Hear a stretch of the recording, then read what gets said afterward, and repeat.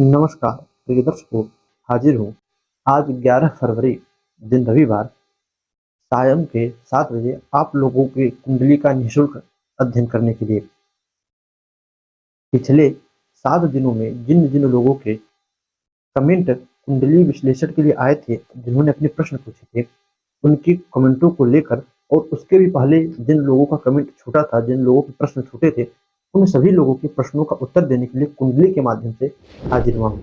अभी तक जो लोग इस लाइव सेक्शन के प्रीमियर वीडियो पर आ चुके हैं, अपने प्रश्नों को, अपने कमेंट को देना प्रारंभ कीजिए। साथ ही साथ जब हमें कोई हमसे व्हाट्सएप के माध्यम से संपर्क करता है, हम कहते हैं डिटेल्स भेजिए, वह भूल जाता है, भटकता है कि किस प्रकार का डिटेल्स। कुंडली अध्ययन में आप लोग हमेशा एक बात का ध्यान रखिए कि सबसे पहले नाम, यहाँ मैं बगल में लिख कर हमेशा रखते रहता हूँ, अपना नाम दीजिए, क्या नाम है आपका। क्योंकि जब कुंडली अध्ययन के मैं बताऊँ तो बहुत लोग अपना नाम ही नहीं लिखे रहते, उनकी आईडी का नाम देखना पड़ता है। तो सबसे पहले अपना नाम लिखिए, फिर उसके बाद जन्म तिथि। जन्म तिथि का मतलब किस तारीख को, किस महीने में, किस सन में आपका जन्म हुआ है, उसे लिखिए। फिर जन्म समय, कब, सुबह की शाम, दिन की रात, एएम पीएम, उसके अनुसार अपना जन्म समय लिखिए। फिर जन्म स्थान, किस जगह पर आपका जन्म हुआ है। हर देश में, हर जिले में अलग अलग अक्षांश रेखा बदलते रहते हैं, उसके अनुसार ही लग्न बदलता रहता है, सूर्योदय बदलता रहता है। इस कारण से जन्म स्थान और फिर अंत में अपना कोई एक प्रश्न, उस प्रश्न के आधार पर हम आपकी कुंडली का अध्ययन करते हैं। तो अंत में कोई अपना एक प्रश्न इतना परम आवश्यक होता है कुंडली अध्ययन के लिए। अभी लोग जो लोग आ चुके हैं, वह अपने प्रश्नों को, अपने डिटेल्स को कमेंट के माध्यम से इस कमेंट में दीजिए, वीडियो में दीजिए। आइए आज हमने जो जिन लोगों को हमारे पास कमेंट प्रश्न आया है, उनकी कुंडली का अध्ययन चालू करें। तो देखिए, सबसे पहले हमारे पास जो प्रश्न आया है, ये लिखते हैं, गुरुजी सादर प्रणाम, मेरे पुत्र का जन्म 30/10/1989 को कोलकाता में हुआ है और उसका समय है रात के ठीक 12 बजे, 12:30 बजे। उसका विवाह कब तक होगा, कृपया करके जरूर बताइएगा। अभी भी जैसा मैंने कहा, नाम नहीं लिखते हैं लोग। पहला ही प्रश्न जो है, उन्होंने नाम नहीं लिखा है। अब यदि इनकी आईडी का नाम लिखा जाए तो किरण धरार, किरण धरार 6708 यानी 6708 इनकी आईडी का नाम है। तो किरण धरार जी की आईडी है। किरण जी, अगली बार से यदि आप कोई प्रश्न दो तो नाम भी अवश्य दो, जिससे कि हमें बताते समय आसानी हो कि इनकी यह कुंडली है। दर्शकों, इनकी कुंडली बनाई जाए इनके पुत्र की, जो कि इन्होंने दी है, तो इनके लड़के की कुंडली सिंह लग्न की बनकर आती है। लग्न के जो मालिक हैं सूर्य देव, वह जाकर कुंडली के पराक्रम भाव में बुध, चंद्रमा, सूर्य, मंगल, चार ग्रह कुंडली के पराक्रम भाव में बैठे हैं। शुक्र सुख भाव में, शनि कुंडली के पंचम भाव में, राहु छठे भाव में, और फिर 7वां, 8वां, 9वां, 10वां भाव खाली।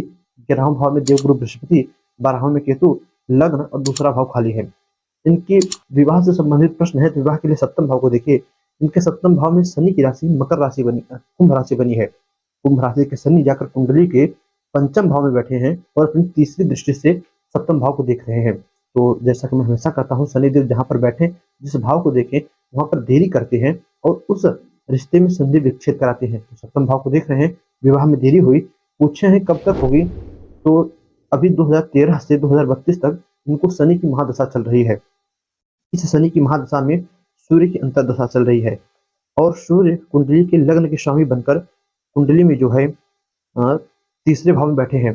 शनि देव धनु राशि में बैठे हैं और धनु राशि के स्वामी देवगुरु बृहस्पति कुंडली के एकादश भाव में बैठकर अपनी 9वीं दृष्टि से इनके विवाह स्थान को देख रहे हैं। तो एक प्रकार से हम ये अनुमान लगा सकते हैं कि जब शनि में देवगुरु बृहस्पति की प्रत्यंतर दशा चली होगी 2023 से 2024 के बीच, तब इनके लिए एक विवाह का रिश्ता आया होगा। अब शनि में जब पुनः एक बार देवगुरु बृहस्पति की 2025 से 2025 में प्रत्यंतर दशा आएगी, अंतरदशा नहीं, प्रत्यंतर दशा, तब पुनः इन्हें एक विवाह का मौका मिलेगा। तो इस बीच 2025 में, अब जनवरी के मार्च तक योग है, उसके बाद फिर 2025 में चला जाएगा। तो 2025 में किरण जी, आपके पुत्र का विवाह का एक योग मिल रहा है, उस बीच विवाह हो सकता है। तो नाम तो आपने नहीं लिखा था, किंतु आईडी का नाम है आपके किरण धरार। यदि आप यह वीडियो देख रही हैं, तो अपने पुत्र से शनि का उपाय कराइए।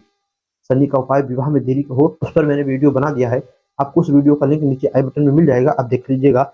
जो उपाय बताया गया है उस उपाय को अपने पुत्र से करवाइए, लड़के से करवाइए। बहुत जल्द ही उनके विवाह का योग जो 2025 में बन रहा है उसके अंतर्गत हो जाएगा।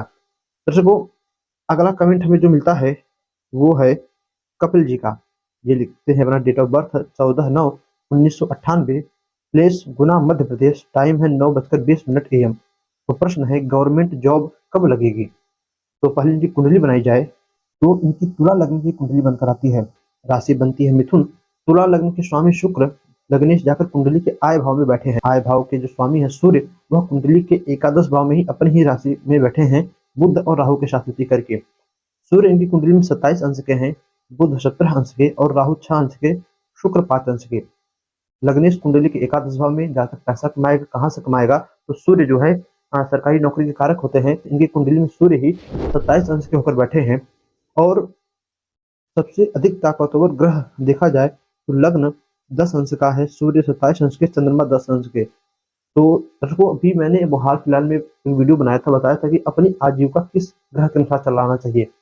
मैंने कहा था कि लग्न कुंडली, सूर्य कुंडली, चंद्र कुंडली से 10वें भाव को देखिए। तो सूर्य यहाँ पर 27 अंश का हो चुका है, लगभग मृतक प्राय हो चुका है।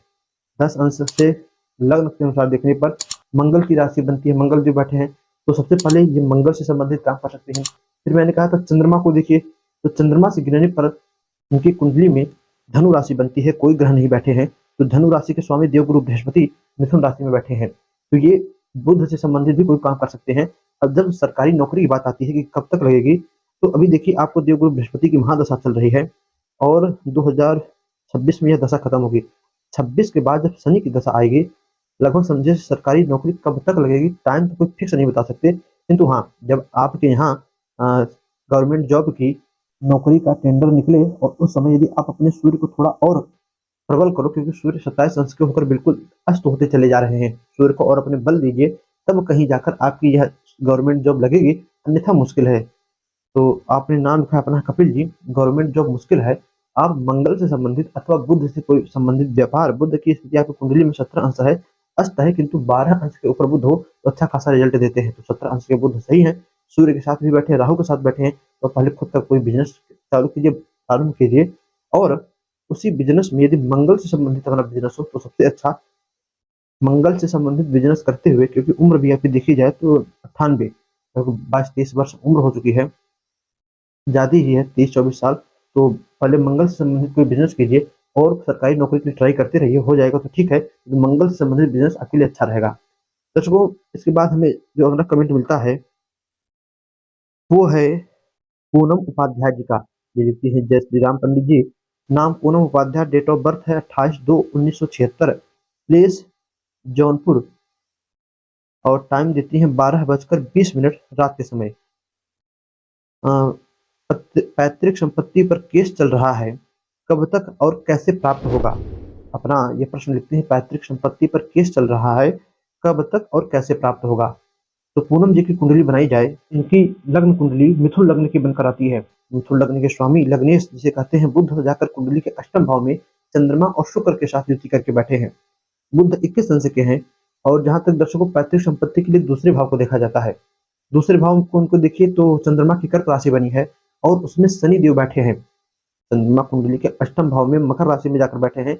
यहाँ पर शनि यानी अष्टमेश और पैतृक संपत्ति के मालिक, धन के मालिक चंद्रमा, शनि चंद्रमा ने आपस में परिवर्तन किया है, तो एक परिवर्तन योग हुआ, किंतु यह परिवर्तन शुभ नहीं है। क्यों? क्योंकि पहली बात शनि अष्टमेश है, दूसरा शनि पापक ग्रह है, कुंडली के दूसरे भाव में जाकर बैठे हैं, तो धन से संबंधित, धन में भी स्थिर धन से संबंधित परेशानी अवश्य देंगे। साथ ही साथ शनि की सीधी 7वीं दृष्टि चंद्रमा के ऊपर पड़ रही है।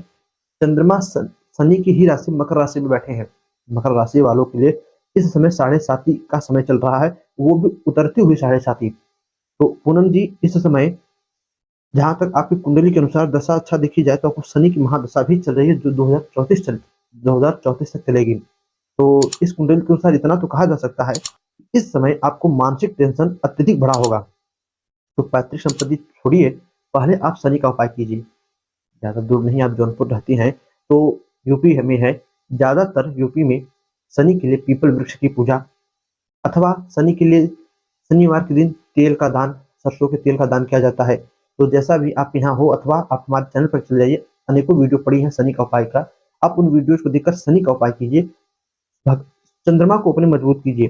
26 अंश के चंद्रमा है, किंतु धीरे धीरे यह भी अपनी बाल्यावस्था से निकल रहे हैं, मकर राशि में है, बाल्यावस्था से निकल रहे हैं और चंद्रमा को अपने मजबूत कीजिए तो मानसिक टेंशन कम होगा। साथ साथ शनि का उपाय करने से 7.5 में राहत मिलेगी। जहाँ तक बात की पैतृक संपत्ति की, तो पैतृक संपत्ति के लिए सूर्य को देखा जाए तो सूर्य आपकी कुंडली में पराक्रम भाव स्वामी बनकर कुंडली के भाग्य भाव में बैठे हैं और इन सूर्य की दशा आपको भी बहुत लंबी आएगी। तो अंतर्दशा देखिए जाए तो 2025 के बाद सूर्य की अंतर्दशा आएगी, तो 2025 तक आप बिल्कुल शांतिपूर्वक जो है शनि का उपाय कीजिए। जब यह 7.5 की खत्म हो जाएगी 2025 में, आप अपनी पैतृक संपत्ति के लिए आवाज उठाइएगा। और आपने जो कहा कि केस चल रहा है, तो केस के लिए भी मैं एक बात कहूंगा कि पैतृक संपत्ति यदि किसी प्रकार की दुविधा में हो, मिले कि ना मिले, इस पर एक अच्छा उपाय हमारे पास है। हम बहुत जल्द कोशिश करेंगे कि उस उपाय को वीडियो के माध्यम से आप लोगों को बताया जाए। तो बहुत जल्द कोशिश करूंगा कि वह वीडियो आवे, किंतु तब तक आप सूर्य की आराधना कीजिए और शनि को नियमित रूप से हो सके तो शनि स्तोत्र का पाठ कीजिए, शनि देव को प्रसन्न कीजिए। शनि के प्रसन्न होने से भी आपके पैतृक संपत्ति में आपको अच्छा लाभ मिलेगा। तो आपका नाम है पूनम उपाध्याय। तो पूनम जी, और ग्रहों की स्थिति की बात की जाए तो देवगुरु बृहस्पति की चौथी दृष्टि जो कि है पढ़ी नहीं रही आपके भाग्य भाव पर, केतु बैठे गए, मंगल हो गए, राहु, शनि, चंद्रमा, शुक्र, बुध। तो ये ग्रह की स्थिति है। कुंडली में केंद्र खाली है, तो ये कमजोर हुई कुंडली। इसलिए जो भी है बढ़िया है, किंतु शनि का उपाय कीजिए। इसी शनि के कारण पैतृक संपत्ति में भी रुकावट है, पैतृक संपत्ति पर भी विवाद चल रहा है और 7.5 के कारण मानसिक टेंशन बना है। तो आप शनि का उपाय इतना कीजिए, इससे पैतृक संपत्ति तथा मानसिक टेंशन जो है दोनों में राहत मिलेगी। इसके आगे दर्शकों में जो कुंडली मिलती है वो है ये लिखते हैं, गुरुजी मेरी मकर राशि है, जन्म तिथि 16/7/1992, वक्त 7:25, जन्म स्थल नासिक, वेस्ट रोड पर हूँ। 6 साल से मेरी उम्र 30 है। स्पिनल इंजीनियरिंग में आरोग्य में सुधार कब होगा? कृपया गुरुजी मुझे मार्ग दिखाएं और मैं कब तक ठीक हो जाऊंगा, बताएं प्लीज, गाइड उपाय भी बताएं। जैसा कि आपने लिखा है कि 16/6/1992, समय 7:25 है और प्रतीक चित्रगढ़, नाम तो आपने लिखा ही नहीं है, किसके नाम से आपको बताएं पहले तो ये बात। फिर दूसरी आपने लिखा है कि मैं नासिक वेस्ट रोड पर रहता हूँ।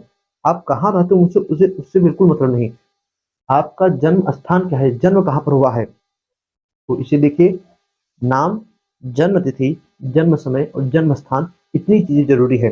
तो भाई नाम भी आपका नहीं है, आपकी आईडी का नाम उस प्रतीक करके है। तो प्रतीक जी, अगली बार से आप अपनी जब कमेंट में अपना आप डिटेल डालिए तो विधिवत पहले नाम लिखिए, फिर नीचे एक कदम आगे होकर जन्म तिथि लिखिए, फिर नीचे होकर एंटर करके जन्म समय, फिर एंटर करके जन्म स्थान, फिर एंटर करके अपना प्रश्न लिखकर तब कमेंट को छोड़िएगा।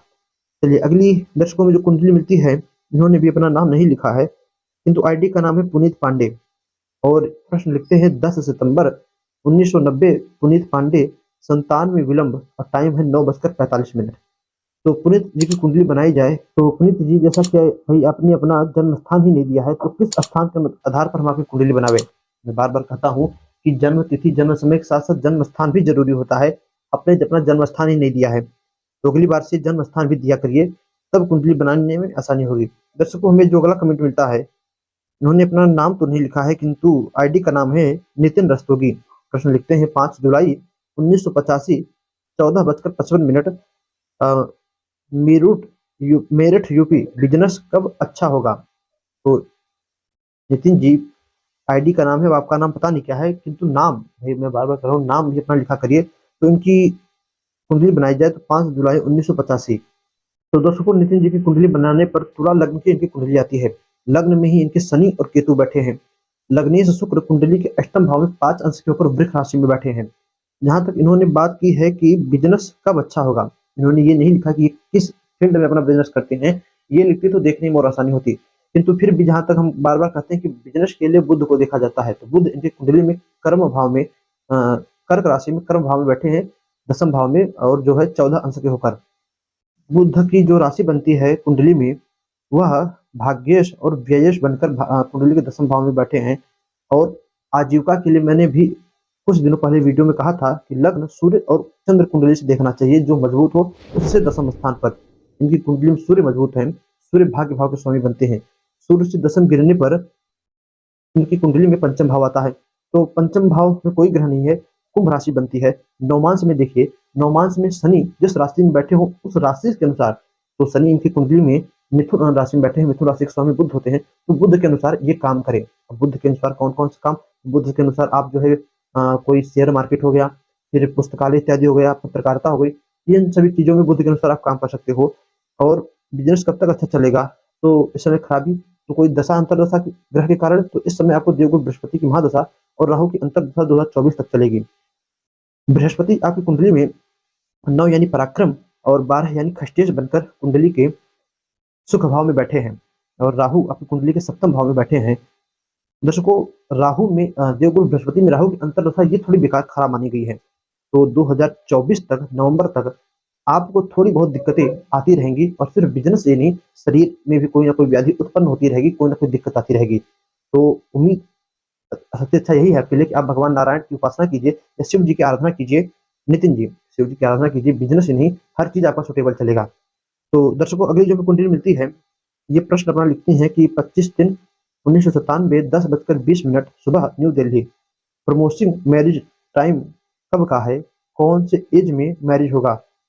नाम इन्होंने अपना नहीं लिखा है, और आईडी का नाम है टीना_SB2BW @टीना करके है। इन्होंने आईडी का नाम बिल्कुल नहीं लिखा, अपना नाम नहीं लिखा है। तो फिर भी इनकी कुंडली बनाई जाए तो 25 मार्च 1997 इन्होंने अपना डेट ऑफ बर्थ दिया है। उसको टीना जी की कुंडली बनाई जाए तो वृक्ष लग्न की कुंडली बनकर आती है। वो वृक्ष लग्न के स्वामी शुक्र कुंडली के एकादश भाव में बैठे हैं। केतु, सूर्य, बुध, शनि 4 ग्रहों के साथ युति करके लग्नेश चलेगा एकादश भाव में, सूर्य, बुध, शनि, केतु के साथ है। अष्टम भाव को देखा जाए, सप्तम भाव को देखा जाए तो 8वीं राशि वृश्चिक राशि बनती है। लग्नेश सप्तमेश मंगल कुंडली के सुख भाव में सूर्य की राशि में बैठे हैं। सूर्य जो है कुंडली के एकादश भाव में, और इसमें देवगुरु बृहस्पति की इनको महादशा, और बृहस्पति में बृहस्पति की ही अंतरदशा चल रही है, जो कि श्रेयस्कर तो बिल्कुल नहीं है। विवाह के लिए ठीक है, किंतु स्वास्थ्य पाने के लिए सही नहीं है। बृहस्पति में बृहस्पति की दशा कुछ बढ़िया नहीं होती। तो लगभग आप मानकर चलिए कि 2025 के बाद ही आपके विवाह का कोई योग बन रहा है। 2025 के पहले तो नहीं बन रहा, 2025 के बाद ही आपके विवाह का कोई ना कोई योग बन रहा है। वो भी कब तक बनेगा? तो 2025 के बाद जब आपको 2025 लास्ट लगभग अक्टूबर नवंबर के बाद एक विवाह का आपके योग बन रहा है, उस समय विवाह हो सकता है। तो कौन सा एज है? तो एज आप खुद निकाल लीजिए। आपका 97 का जन्म है, 25 के बाद ही विवाह का योग है। नाम तो आपने लिखा है नहीं, किस आधार पर बताए? दर्शकों, अगला हमें जो कमेंट मिलता है वो है आशीष सिन्हा जी का। डेट ऑफ बर्थ लिखते हैं 25/9/1988, टाइम देते हैं 16:35। प्लेस मुंबई। शेयर मार्केट में करियर है। शेयर मार्केट से प्रश्न है। जैसा कि मैं हमेशा कहता हूँ, शेयर मार्केट के लिए बुध को देखा जाता है। तो आप अपनी कुंडली बनाइए, बुध की स्थिति देखिए, बुध की स्थिति कैसी है, उस अनुसार आप खुद जान सकते हो कि मैं शेयर मार्केट कर सकता हूँ कि नहीं। परंतु किंतु आपकी कुंडली बनाई जाए तो अपने डेट ऑफ बर्थ दिया है 25/9/1988। तो इनकी कुंडली में बुध जो है ज्ञानेश यानी पंचम भाव के स्वामी और अष्टमेश बनकर भाग्य भाव में बैठे हैं 2 अंश के होकर। बढ़िया है, शेयर मार्केट के लिए पंचमेश बुध भाग्य भाव में बैठे हैं, किंतु अंश बल से 2 अंश के हैं। तो बुध को मजबूत करके, यानी बुध से संबंधित कोई रत्न धारण करके या आप बुध का उपाय करके आप शेयर मार्केट में इन्वेस्ट कर सकते हो। किंतु बुध पर 1 2 3 4 5 6 7 8 9 10 11 किसी ठीक है शुभ ग्रह या पापा ग्रह की दृष्टि नहीं है। 2 3 4 5 6 7 तो 8 मंगल की एक दृष्टि पड़ रही है। मंगल की एक 8वीं दृष्टि बुध पर पड़ रही है, जो कि समझिए आप कभी कभार आपको झटका दे सकती है पैसों के मामले में, शेयर मार्केट में। किंतु फिर भी आप अपने बुध को मजबूत करके और उपाय करके इन्वेस्ट कर सकते हो, अच्छा खासा चलेगा। दर्शकों, अगली कुंडली देखी जाए तो बस आज के लिए इतना ही, और कोई कुंडली तो बचती नहीं है।